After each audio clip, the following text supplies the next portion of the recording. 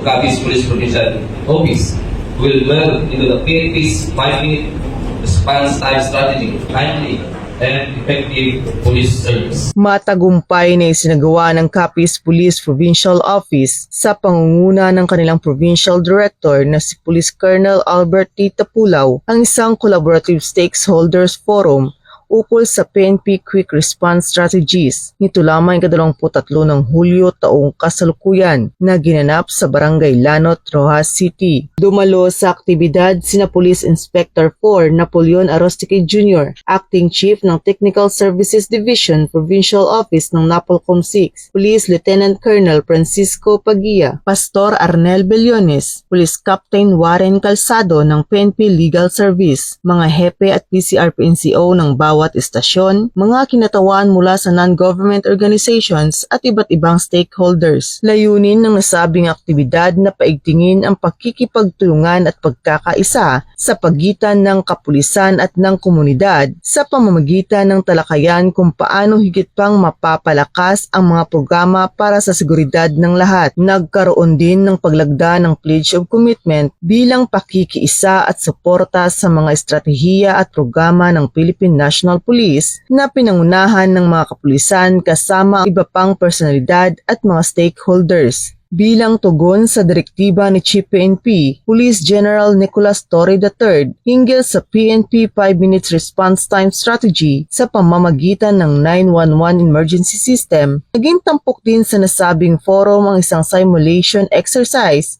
sa Rojas City at sa bayan ng Panitan, Capiz. Patuloy ang Capiz Police Provincial Office sa pagsasagawa ng mga ganitong talakayan, programa at estratehiya upang higit pang mapanatili ang kapayapaan, kaayusan at seguridad sa buong lalawigan ng Capiz. Mula dito sa Police Regional Office 6, ako ang inyong PNN correspondent, Patrolwoman Charmaine Balunsat, alagad ng batas, tagataguyod ng Balitang Pulis.